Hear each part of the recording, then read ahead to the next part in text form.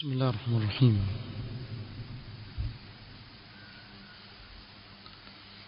الحمد لله رب العالمين،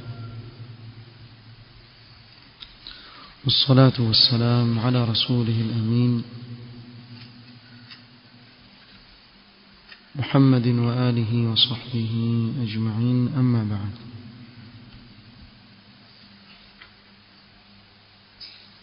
leo ikiwa ni tarehe 16 mwezi wa Jumada al-Ula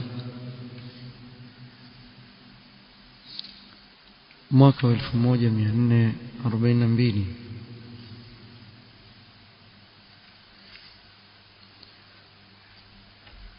katika silsila ya durus qasasul anbiya tuendelea na mukaddima tangulizi. Kiwa tangulizi wa leo ni kueleza wadhaifu ar-rusul alayhim as-salatu was-salam, kazi ambazo Allah subhanahu wa ta'ala amewapa mitume wake alayhim as-salatu was-salam.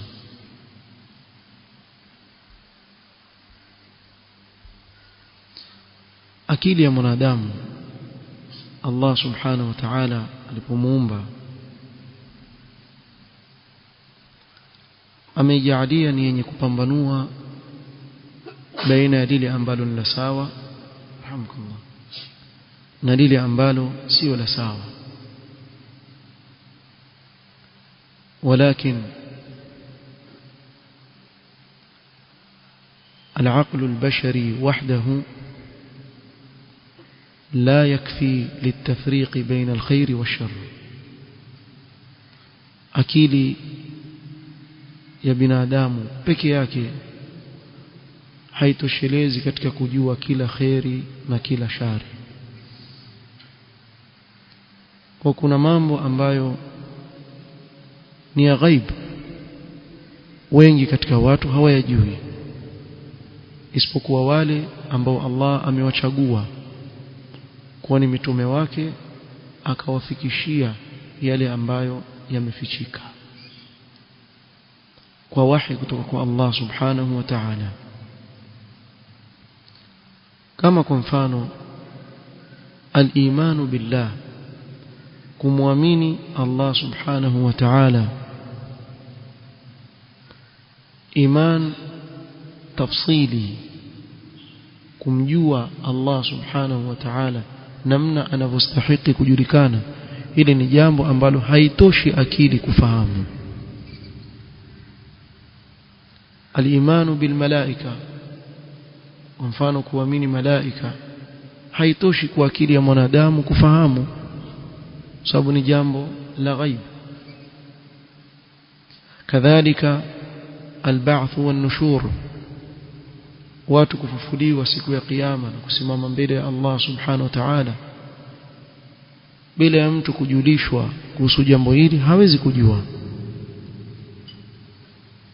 Kwa hivyo Allah subhanahu wa ta'ala kwa hikma yake akawatumiliza mitume wake ili kukata udhuru kwa wanadamu, wasiwe kesho watasimama waseme kuwa sisi tulikuwa hatujui. قال تعالى رسلا مبشرين ومنذرين, mitume Allah amewatumiliza ni wenye kutoa bishara kwa watu wema malipo mazuri mbele ya Allah subhanahu wa ta'ala. Wa mundhirin, mitume wa Allah ni wenye kuonya wale watakao khalifu amri ya Allah subhanahu wa ta'ala kuwa kuna adhabu mbele ya Allah subhanahu wa ta'ala. Kwa nini? lialla yakuna linnasi ala Allah hujjatun ba'da ar-rusul, ili watu wasije wakaja wakasema kuwa wana hoja mbele ya Allah subhanahu wa ta'ala siku ya kiyama baada ya kuwa washatumiliziwa mitume. Mitume walipotumilizwa خلاص hakuna tena udhur, hakuna tena hujja.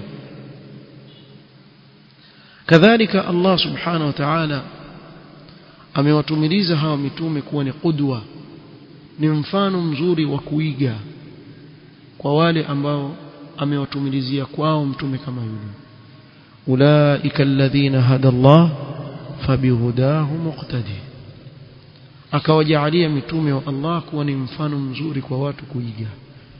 Na sisi tukaambiwa laqad kana lakum fi rasulillahi uswatun hasana. Ikiwa utafuta yule wa kumuiga, basi hutapata mbora kama mtume wetu Muhammad sallallahu alaihi wasallam. Nyadhifa za mitume wa Allah alayhi msalatu wassalam, wadhifa wa kwanza kabisa ambao kwa ajili yake Allah subhanahu wa ta'ala amewatumilizia mitume wake, da'watul khalqi ila ibadatillah, kuwalingania viumbe katika kumwabudu Allah subhanahu wa ta'ala wahdahu la sharika la. Na huu ndio msingi na ndio almuhimmatul kubra, kazi kubwa kabisa ambayo Allah subhanahu wa ta'ala amewapa mitume wake. Na ndio ukaona Allah subhanahu wa ta'ala akizungumza da'wa ya mitume wake kiujumla hataji isipokuwa suala hili. Tizama katika aya, wama arsalna min qablika min rasulin illa nuhi ilayhi annahu la ilaha illa ana fa'budun. Ni kana kwamba wahi wote ni katika jambo la tauhid, wahi wote ni katika tauhid. Na ni hivyo kwa sababu hata zile ahkam na sheria ambazo Allah subhanahu wa ta'ala amewaamrisha umma mbalimbali, ukiangalia vizuri zote zarudi katika kuwa ni ibada aabudiwa nazo Allah subhanahu wa ta'ala. Wama arsalna min qablika min rasulin, Allah hajatumiliza mbia mtume sallam kabla yako mtume yoyote, amwambia mtume Muhammad sallam, illa nuhi ilayhi, isipokuwa humfunulia na kumletea wahi, annahu la ilaha illa ana fa'budun, kuwa hapana mola apasaye kuabudiwa kwa haki isipokuwa mimi Allah subhanahu wa ta'ala, basi niabuduni. وقال تعالى ولقد بعثنا في كل أمة رسولا أن يعبدوا الله واجتنبوا الطاغوت. وكل أمة الله aliwatumilizia mitume, akawatumilizia mtume katika mitume wake. Kwa nini? Malengo ani'budu Allah wajtanibu at-taghut, malengo ni kuwalingania katika kumwabudu Allah subhanahu wa ta'ala na kujiepusha na shirk. Haya ndiyo malengo makubwa ambayo kwa ajili yake Allah ametumiliza mitume. Na ukisoma katika Qur'an qasasul anbiya, na inshallah tukianza kuwazungumzia mitume wa Allah, tutakuta kuwa mzozo na mvutano mkubwa uliokuwa baina ya kila mtume na umma wake ni katika suala hili la kuwaelekeza katika kumwabudu Allah subhanahu wa ta'ala, wasimshirikishe na chochote. Wa ila adin akhahum huda qala ya qaumi ibudu Allah ma lakum min ilahin ghayru. Wa ila madyan akhahum shuaiba qala ya qaumi ibudu Allah ma lakum min ilahin ghayru. Wa ila thamud akhahum salihah qala ya qaumi ibudu Allah ma lakum min ilahin ghayru. Ukiangalia utakuta mitume wote huu ndio ulikuwa msingi wa da'wa yao, kulingania watu katika tauhid. Na kuna kitabu kizuri sana chazungumzia haya tuliyoyataja kwa jina Da'watul Anbiya أو منهج الأنبياء عفوا منهج الأنبياء في الدعوة إلى الله فيه الحكمة والعقل. منهج الأنبياء في الدعوة إلى الله فيه الحكمة والعقل. mfumo wa mitume katika kulingania watu kwa Allah ndani yake mna hikma na akili. cha Sheikh Rabi' bin Hadi al-Madkhali. هذا الكتاب wallahu a'lam ma ra'aytu mithlahu fi hadha al-bab. Katika mlango huu hakuna mfano wake kitabu. Chukua nenda kasome. Hata kama wewe uko, kuna wengine akisikia Sheikh Rabi' bas خلاص aruka, chukua kitabu kasome, kisha utakuja kujibu. Useme yale maneno yaliyoandikwa pale ndani yako vipi. Pale ndani ametaja mifano ya visa vya mitume wa Allah na da'wa yao ilikuwa vipi. Utakuta kuwa da'wa ya mitume wa Allah ilikuwa yazunguka katika nini? Katika tauhid. Tizama kwa mfano, kabla ya kutaja wadhifa mwingine, Yusuf alayhi salam. Yusuf alayhi salam kisa chake maarufa. Allah ameteremsha sura nzima inayoeleza kisa cha Yusuf alayhi salam. Nitakuja kuzungumzia huko mbele insha Allah. Tizama alivyokuwa jela, wakaja wale wenzake kumtaka awatafsirie ndoto zao wale wawili. قال أحدهما إني أراني أعصر خمرا وقال الآخر إني أراني أحمل فوق رأسي خبزا تأكل الطير منه نبئنا بتأويله إنا نراك من المحسنين. kwa kamuomba awatafsirie ndoto zao. Hawa wawili walikuwa pamoja na Yusuf alayhi salam ndani ya jela. Kabla ya kuwafasiria ndoto, kuna maneno ameyatanguliza Yusuf alayhi salatu wassalam. Nabii Allah Yusuf kuna mambo ameyatanguliza kuyataja kabla ya kuwatafsiria ndoto. Na wengi katika watu pengine wapita katika surati Yusuf haya maneno hawatanabahi. Mwanzo kabisa akasema la ya'tikuma ta'amun turzaqanihi illa nabba'tukuma bita'wilihi qabla an ya'tiyakuma dhalikuma mimma 'allamani rabbi inni taraktu millata qaumin la yu'minuna billah. Hapa zungumzia nini? Azungumzia tauhid. Mwanzo kabisa akawalingania katika tauhid, mpaka akawauliza ya sahibi as-sijni aarbabun mutafarriquna khairun am illahu al-wahid al-qahhar. Miungu hii mingi wanaoabudu watu mbalimbali ni bora ama yule mmoja Allah subhanahu wa ta'ala mmoja mwenye nguvu? Yupi ni bora? Mwanzo akawalingania katika tauhid. Yuko ndani ya jela, jambo la kwanza kabisa walingania katika tauhid. Na nenda kasome qasasul anbiya, utakuta kuwa malengo yao si cheo katika dunia, wala hawana haja ya chochote katika dunia. Malengo yao ni kuwa wewe umwabudu Allah subhanahu wa ta'ala kama vile alivyokuamrisha. Huu ndio wadhifa mkuu wa mitume wa Allah. Bali yoyote ambaye atafanya da'wa kisha da'wa yake asianze na tauhid, akaweka msingi wa tauhid kisawasawa katika wale anaowalingania, huyu amekhalifu ijma' ya ulama, la ijma'u al-anbiya. Amekhalifu ijma' ya mitume wa Allah, sababu hakuna mtume yoyote aliyelingania isipokuwa cha kwanza kabisa alichokilingania ni tauhid. Bali walikuwa mitume wakikaa miaka mingi walingania katika tauhid pekee yake. Nuh alayhi salatu wassalam, Allah subhanahu wa ta'ala ataja ile miaka aliyokaa kuwalingania watu wake. Huu si umri wa, kuna watu andika umri wa Nuh miaka 958, alikwambia falabitha fihim 1000 sanatin illa 50 ama. Hadha yad'uuhum ila at-tauhid, awalingania watu wake katika tauhid miaka 950. توحيد يا قوم اعبدوا الله ما لكم من إله غيره يا قوم اعبدوا الله ما لكم من إله غيره.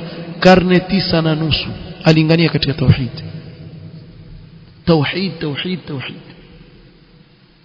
Umri wake Allahu a'lam ni miaka mingapi, lakini umri wake wa da'wa miaka 950 alingania katika tauhid. Hata leo tukianza kulingania katika tauhid tutaishi miaka mingapi sisi? waweza kufika robo ya umri wa Nuh katika da'wa tu.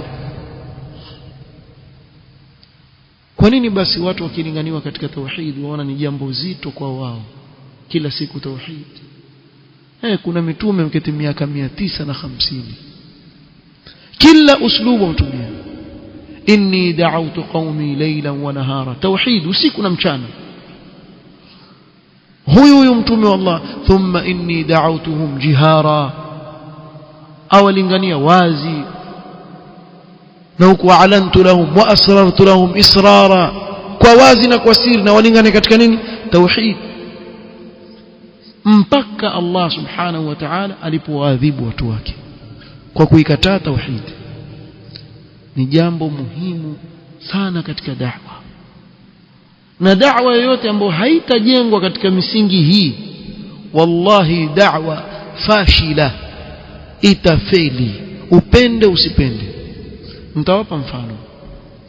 Al-Imam al-Mujaddid Muhammad bin Abdul Wahhab rahimahullah hakulingania katika siasa. Nenda kasome vitabu vyake ikiwa haya wayaona ninayoyazungumza huyu basi wa Muhammad Abdul Wahhab amtetea tu ni mwana wa chuoni wa sunna. Nenda kasome vitabu vyake nionyeshe wapi amezungumza siasa. Ukiangalia vitabu vyake vyote utakuta kuwa vyote au vingi katika vitabu vyake alingania katika nini? Tauhid. Tauhid.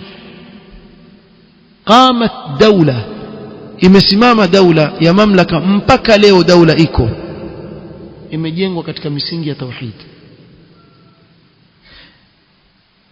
Upande wa pili al-ikhwan al-muslimun walikuwa walingania katika nini? Siasa. Dawla wakaipata takriban baada ya miaka 100 takriban, kisha haikukaa muda mrefu hiyo ikaanguka kusha, kwa sababu watu hawakujengwa kisawasawa katika tauhid, hawakujengwa katika tauhid. Sasa niambieni watu wa siasa, nani aliyefaulu? Yule aliyelingania katika tauhid ama huyu aliyelingania katika kupanda viti? Ni yupi aliyefaulu? Msione hizi njia zinazotumiwa na Ahlus Sunna ndefu, si ndefu, ni fupi sana, lakini atakapotaka Allah subhanahu wa ta'ala ataileta nusra yake. Kwani hakuna mitume wa Allah ambao kesho hawatakuwa na mfuasi hata mmoja? Hivi ulizo swali, yule mtume alifeli katika ulinganizi wake? La, alifaulu, alilingania kama vile alivyomwamrisha Mola wake, akafikisha ujumbe. Waliokataa ndio waliofeli, sababu kesho wataingia ndani ya jahannam khalidina fiha. Na mtume sallallahu alaihi wasallam jambo la kwanza kabisa alilowasikilizisha watu wake, qulu la ilaha illa Allah tuflihu, kawalingania katika tauhid. Na ndio kwa ajili yake alipigwa vita Makka. Hawakumbakisha makuraish kwa sababu waliwalingania katika tauhid. Mtume sallallahu alaihi wasallam yuko Madina bado aendelea kulingania katika tauhid. Arudi baada ya fathu Makka kwenda ghazwat Hunain. Wale ambao walikuwa karibuni wamesilimu walipoona ule mti ambao watu wataka baraka katika washirikina, wakasema ya Rasulullah ij'al lana dhat anwat. Qala Allahu akbar qultum walladhi nafsi biyadihi kama qalat banu Israil li Musa ij'al lana ilahan kama lahum aliha. Akawakataza kutokamana na ombi lao kama hili ambalo la shirk, kawalingania katika tauhid. Bado walingania katika tauhid. Bali mtume sallallahu alaihi wasallam baada ya fathu Makka na da'wa ikawa sasa yafunguka, yaenea, siku moja hakulala usiku, hakulala, akaamka asubuhi, man yurihuni min dhil khalasa, ni nani atanipumzisha mimi moyo wangu kutokamana na sanamu la dhil khalasa? Nasikia dhiki, kuna sanamu la abudiwa pasi na Allah subhanahu wa ta'ala. Leo sisi tuko hapa Sargoi tu pale kufanya shirki pale, na mtu atahabariana, kisha waweza kumwona mlinganizi hata tauhid haigusi kabisa hapa tu. Ya jamaa, ma عندكم ghaira, hii ghaira juu ya tauhid hakuna. Dhil khalasa Yaman abudiwa kule, mtume sallam halali, la yanamu bil-layl, kwa sababu kuna shirki yafanyika. Sisi hata habari hatuna, makina road tu hapa kufanya shirki hapa, watu wamshirikisha Allah. bali tuishi sisi maabadi hapa yaabudiwa asiyekuwa Allah mangapi, wala habari mtu hata خلاص, wala hakuna kulingania katika tauhid. Wala waweza kumuona mtu mwaka mzima atoa hutuba za Ijumaa, hata siku moja azungumzie tauhid. Kwa nini? Tuona kama ambaye ni maudhui imepitikiwa na wakati. Mtume sallama awatuma masahaba waende wakavunja ile sanamu, toka masahaba kwenda wakavunja wakarudi, Mtume sallama raha kabisa, shirki imeondolewa, sababu ndio wadhifa wake mkubwa. Bali Mtume sallama yuko katika siyaqul maut, aondoka duniani, asema la'natullahi 'ala al-yahudi wan-nasara ittakhadhu qubur anbiya'ihim masajid saddan lidhari'ati ash-shirk, azuia njia ya kuelekeza watu katika shirki. Yuondoka duniani, kisha waja watu hapa, wacha banu Israil ama Yahud walijengea mitume wao misikiti, Allah akawalaani na Mtume salama akawalaani. Kuna watu wajengea watu hata waeleweki misikiti hapa kwetu, kiingia msikiti kaburi kubwa limejengewa pale, kisha abudiwa pasi na Allah subhanahu wa ta'ala. Sisi hatuabudu, tuwaomba tu kwa kupitia pale, ndio hiyo ma na'buduhum illa liqarribuna ila Allah zulfa. Kwa hivyo mihwar kubwa iliyokuwa yajiri baina ya mitume wa Allah alayhi salatu wassalam na umma wao ni tauhid. Mtume sallama nikiwatajia hapa alikuwa akilingania tauhid mpaka akiwa juu ya punda pia. Yeye na Ibn Abbas radhiyallahu anhuma yuko na Mtume sallama akiwa kijana mdogo juu ya punda, amwambia ya ghulam inni muallimuka kalimat, sikiza na kufundisha maneno, ihfazillah yahfazka, ihfazillah tajidhu tujahaka, idha sa'alta fas'alillah wa idha ista'anta fasta'in billah. Tauhid. Bali maisha yako yote wewe yaangalie maisha yako yote Muislamu, kuanzia waamka, zile adhkar unazofanya kuanzia waamka mpaka usiku ulale, wallahi chunguza adhkar as-sabah wal masa, utakuta ndani yake wakumbushwa tauhid. Watoka nyumbani waingia msikitini, watoka msikitini, kila unachokifanya wewe, kila dhikr ambayo Uislamu Mtume sallam amemfundisha Muislamu, utakuta ya kulingania wewe katika tauhid.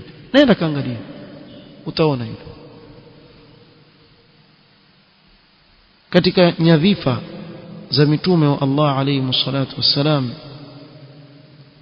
tablighu awamiri Allah azza wa jalla wa nawahihi ila al-bashar, kufikisha maamrisho ya Allah subhanahu wa ta'ala na makatazo ya Allah subhanahu wa ta'ala kwa watu, kwa sababu maamrisho ya Allah lazima yafikishwe na mfikishaji,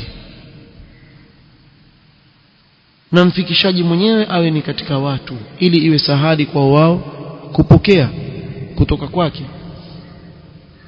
ولهذا فقد اختار الله عز وجل الرسل من البشر, Allah akachagua mitume katika watu kwa hikma kubwa ya kufikisha ujumbe wake.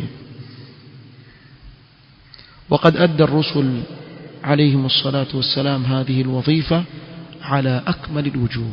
mitume wa Allah huu wadhifa waliufikisha kiukamilifu kabisa bila upungufu wa aina yote. Hakuna yote ambaye alichelewa kufikisha ujumbe wa Allah subhanahu wa ta'ala. الذين يبلغون رسالات الله ويخشونه ولا يخشون أحدا إلا الله. na hivi ndivyo walivyokuwa mtume wa Allah, hawakuogopa yote, walifikisha ujumbe wa Allah subhanahu wa ta'ala kwa watu.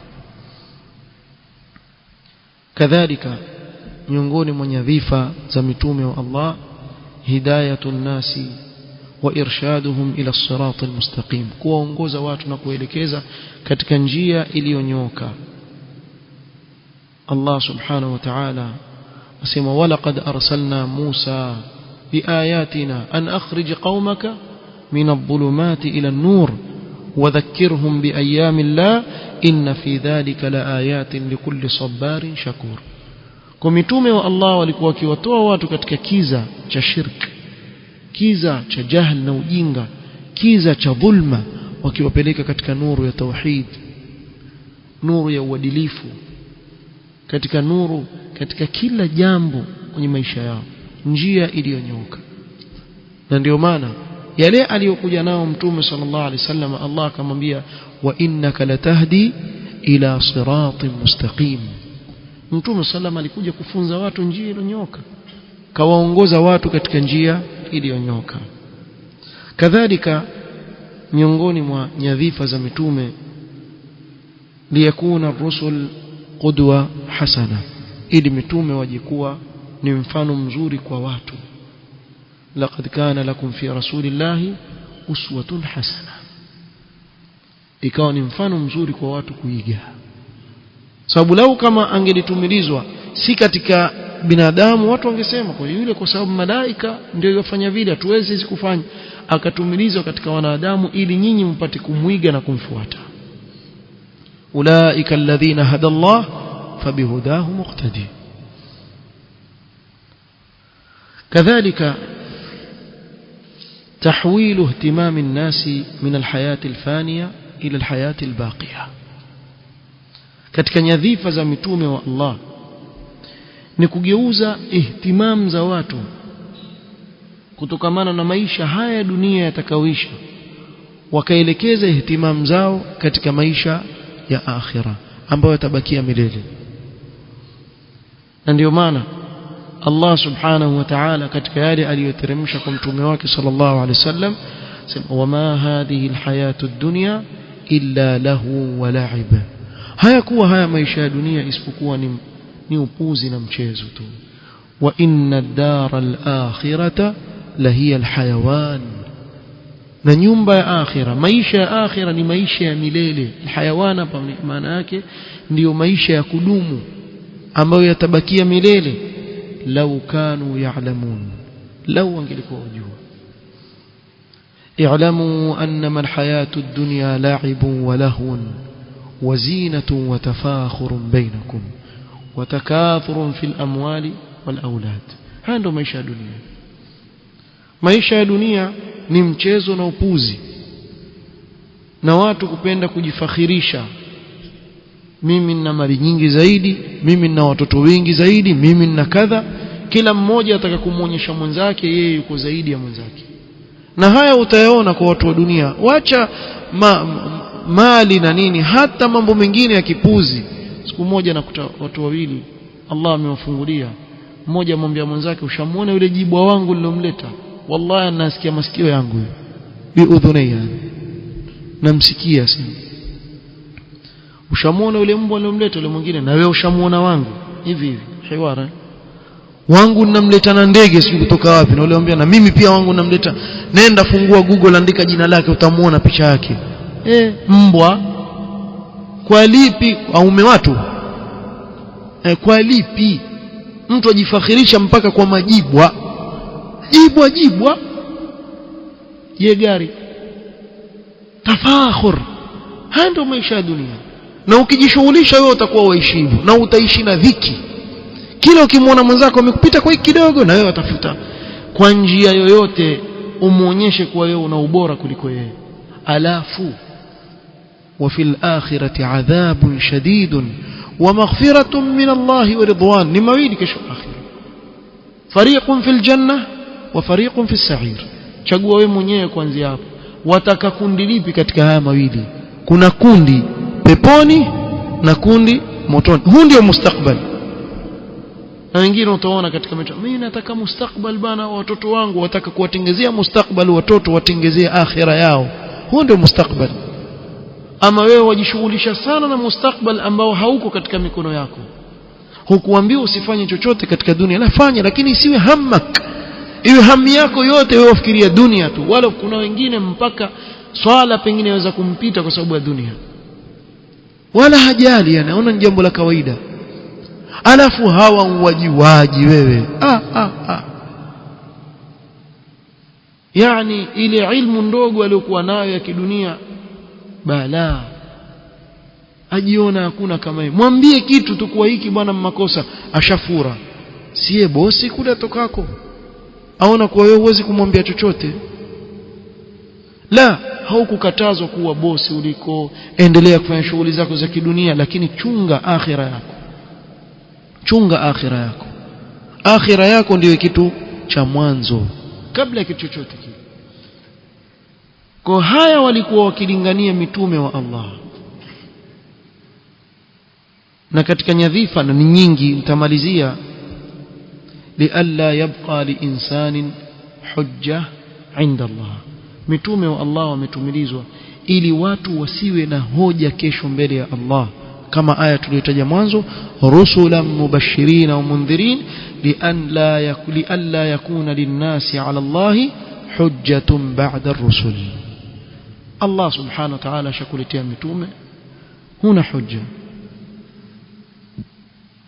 ولو أنا أهلكناهم بعذاب من قبله لقالوا ربنا لولا أرسلت إلينا رسولا فنتبع آياتك من قبل أن نذل ونخزى.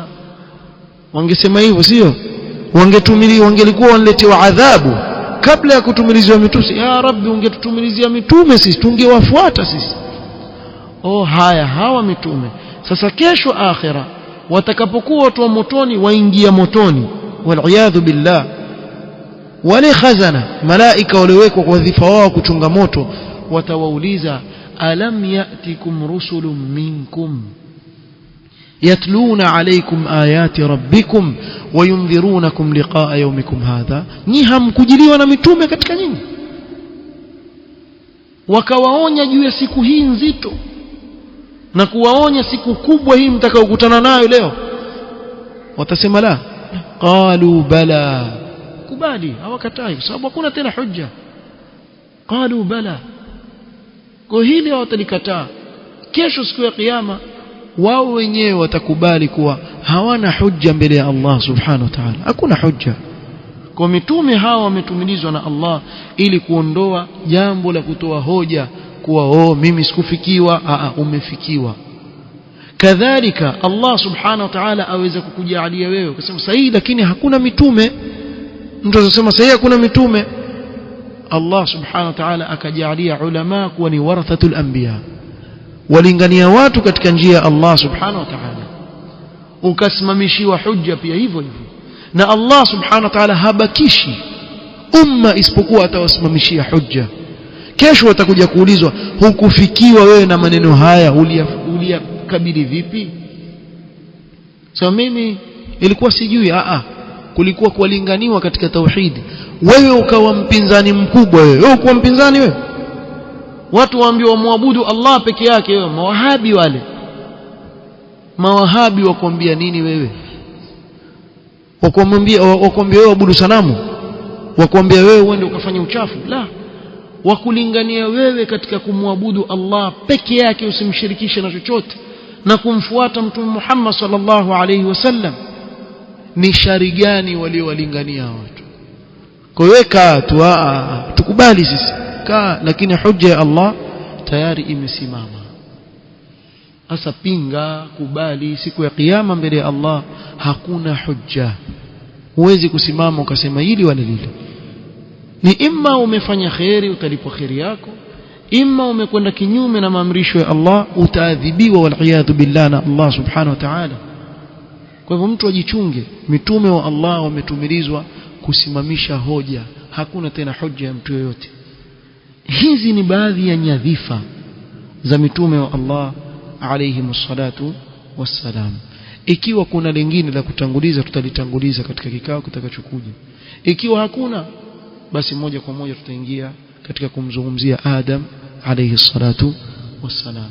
Subhanakallahumma wa bihamdik ashhadu an la ilaha illa anta astaghfiruka wa atubu ilaik. Barakallahu fiik.